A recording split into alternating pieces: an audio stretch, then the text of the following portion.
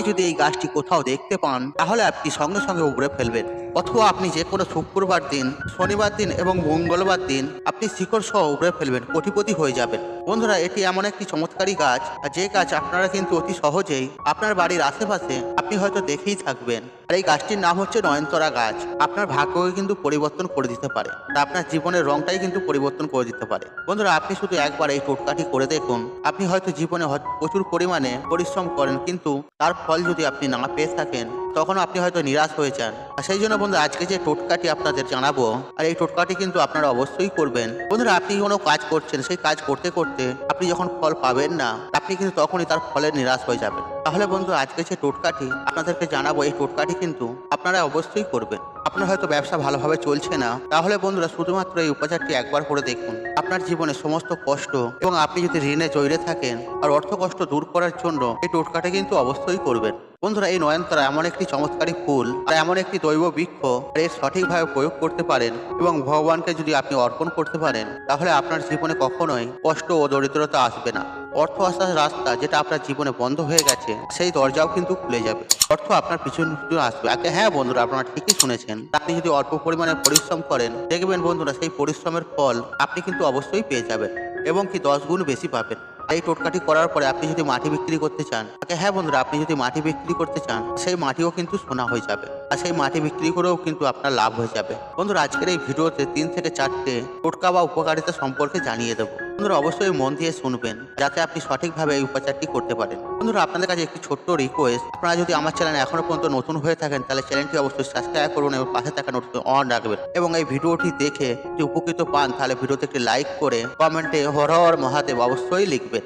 বন্ধুরা, এই সংসারে এরকম একাধিক গাছ রয়েছে, আর প্রত্যেকটি গাছের কিন্তু আলাদা আলাদা মাহাত্ম্য রয়েছে। আর এই গাছের মধ্যে একটা দৈব শক্তি লুকিয়ে রয়েছে। আর যেমন বন্ধুরা, অশ্বত্থ গাছ, আর অশ্বত্থ গাছের মধ্যে আমরা ভগবান বিষ্ণুকে দেখি। এরকম একাধিক গাছ রয়েছে, তুলসী গাছ রয়েছে, যে ডমুর গাছ রয়েছে বা বেল গাছ রয়েছে। বন্ধুরা, এরকম প্রত্যেকটি গাছের কিন্তু একাধিক দৈব শক্তি লুকিয়ে রয়েছে। আর যদি আমরা তাদের সঠিকভাবে পূজা করতে পারি, তাহলে আমরা তার পূর্ণরূপে অবশ্যই কিন্তু ফল প্রাপ্তি করতে পারবো। ঠিক একইভাবে বন্ধুরা, এই নয়নতারা ফুল আপনার জীবনে সর্বদার জন্য খুশিতে ভরে দেবে। বন্ধুরা, আমি অত্যন্ত সহজ ভাষায় আপনাদের ঘরে বোঝাবার চেষ্টা করব, যাতে আপনাদের বুঝতে একদমই না অসুবিধা হয়। বন্ধুরা, এই যে নয়নতারা আপনার জীবনের সমস্ত সমস্যা কিন্তু অবশ্যই দূর করে দেবে। বন্ধুরা, এই যে নয়নতারা ফুল, একটা দেখবেন সাদা রঙের ফুল হয়, আর একটা দেখবেন গোলাপি রঙের। বন্ধুরা, এই যে সাদা রঙের ফুল মা লক্ষ্মীকে প্রসন্ন করার জন্য এই ফুলটি ব্যবহার করা হয়।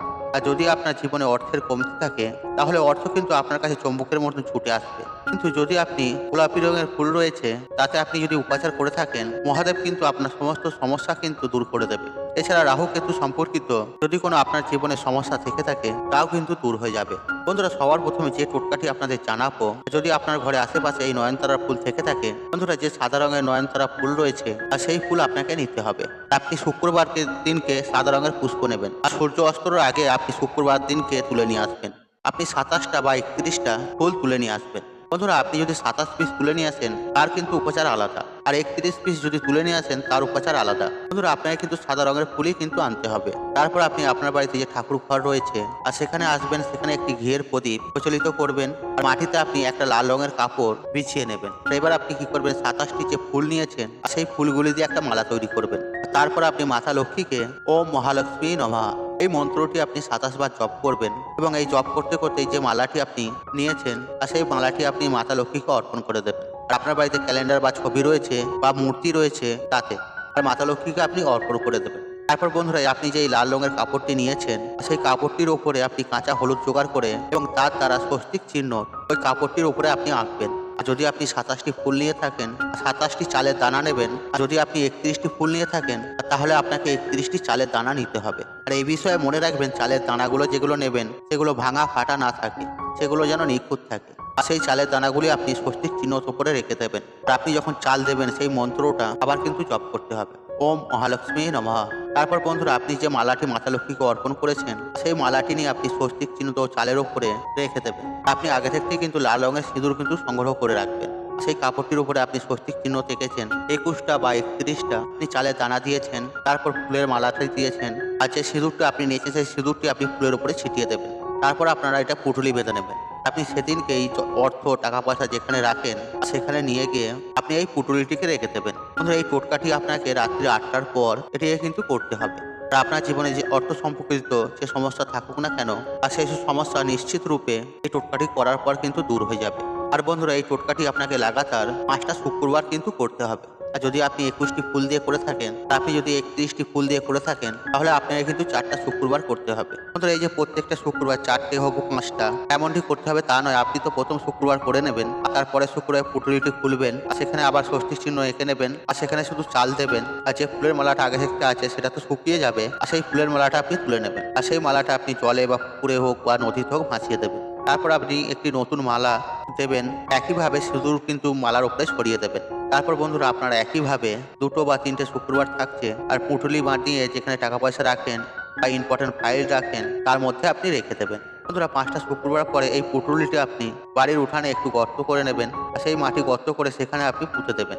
আর যখন আপনি পুঁতবেন, আর সেই পুঁটুলিটি কিন্তু খুলে দেবেন। এই পুঁটুলিটি খুলে তারপরে সেই গর্তের মধ্যে ঢেলে দেবেন, ঢেলে তারপরে আপনি পুঁতে দেবেন।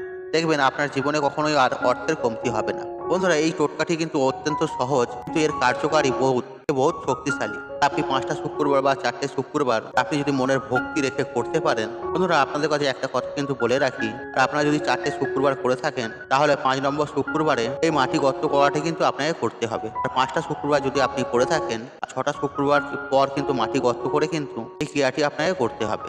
বন্ধুরা, এটি হলো প্রথম টোটকা ও শক্তিশালী ও কার্যকারী। বন্ধুরা, এরপর যে দ্বিতীয় উপচারটি সেটা আপনাদের ঘরে জানিয়ে দিচ্ছি। বন্ধুরা, আপনাদের জীবনে অর্থের কমতি যেন কোনো মতেই যাচ্ছে না, আপনার জীবনে কোনো রকম সংকল্প রয়েছে, সেটা হয়তো আপনি দূর করতে চাইছেন, তাহলে বন্ধুরা এই টোটকাটি কিন্তু আপনি অবশ্যই করতে পারেন। আর এই টোটকাটি করার জন্য আপনাকে গোলাপি রঙের বা লাল রঙের যে ফুলটি রয়েছে সেই ফুলটি আপনাকে নিতে হবে। এই নয়নতারা ফুলটি লাল রঙের আপনাকে 9 পিস নিতে হবে। আর তার সাথে সাথে একটি তামার ঘটি নেবেন, আর সেই ঘটিতে 1 ঘটি জল নেবেন। আর এই টোটকাটি আপনাকে সোমবার দিন করতে হবে। আপনি স্নান পর্ব সেরে নেবেন, শুদ্ধ বস্ত্র পরিধান করে নেবেন, তারপর কিন্তু এই টোটকাটি করবেন।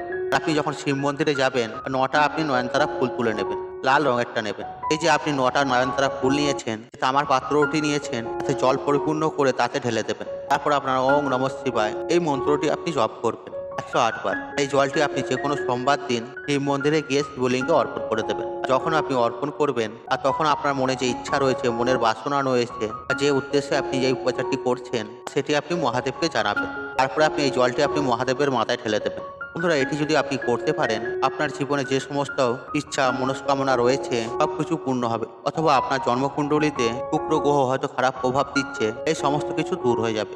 আর তার সাথে সাথে আপনার যে মনস্কামনা রয়েছে তাও কিন্তু পূর্ণ হয়ে যাবে। বন্ধুরা, এই টোটকাটি কিন্তু আপনাকে 5টা সোমবার করতে হবে, কিন্তু আপনি একই টাইমে করবেন। আর যদি আপনি প্রথম সোমবার 9টা থেকে 10টার মধ্যে করেন, বাকি যে সোমবারগুলিতে আপনি করবেন, আর সেই সোমবারগুলিতেও কিন্তু এই 9টা থেকে 10টার মধ্যে করবেন, কিন্তু একই টাইমে আপনাকে কিন্তু করতে হবে। বন্ধুরা, তৃতীয় যে উপাচারটি রয়েছে সেটি আপনাদের ঘরে জানিয়ে দিচ্ছি। আর এই উপাচারটিও কিন্তু অত্যন্ত গুরুত্বপূর্ণ ও শক্তিশালী। আর শনিদেবকে প্রসন্ন করার জন্য এই উপাচারটি করতে পারেন। যদি আপনার মনে হয় রাহু কেতু সম্পর্কিত আপনার জীবনে সমস্যা রয়েছে বা কুপ্রভাব রয়েছে, বা আপনার হয়তো জন্মকুণ্ডলিতে কোনো দোষ রয়েছে, তাহলে বন্ধুরা এই টোটকাটি কিন্তু আপনি অবশ্যই করবেন। তা আপনার জীবনে দুর্ভাগ্য কিন্তু এর ফলে কিন্তু অবশ্যই দূর হয়ে যাবে, এবং যে কোনো গ্রহের যদি অশুভ প্রভাব থাকে তাহলে সেটাও কিন্তু দূর হয়ে যাবে।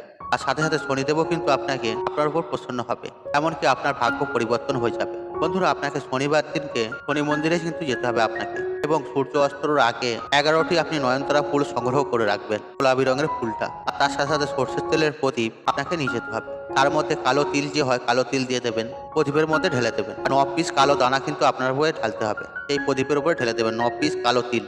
তারপর আপনি একটি মোমবাতি নিয়ে যাবেন, আর শনিদেবের মন্দিরে গিয়ে আপনি প্রদীপটি প্রচলিত করবেন। আর আপনি যে নয়নতারা ফুল নিয়েছেন 11টি, আর শনিদেবকে অর্পণ করে দেবেন।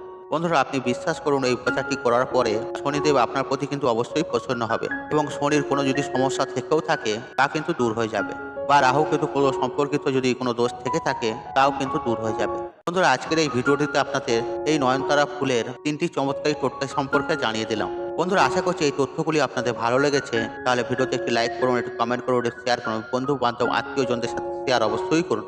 মনে রাখবেন, আপনার একটি শেয়ার অনেক মানুষ উপকৃত করে তুলতে পারে। আপনি যদি আমার চ্যানেলে নতুন হয়ে থাকেন তাহলে চ্যানেলটি অবশ্যই সাবস্ক্রাইব করুন এবং পাশে থাকা অন রাখুন, কারণ নিত্য নতুন ভিডিও সবার আগে দেখার জন্য। ঈশ্বর আপনার মঙ্গল করুক, আপনি সুস্থ থাকুন, নিরক্ষণ আপনার দিন মঙ্গলময়। হরে কৃষ্ণ কৃষ্ণ কৃষ্ণ হরে হরে।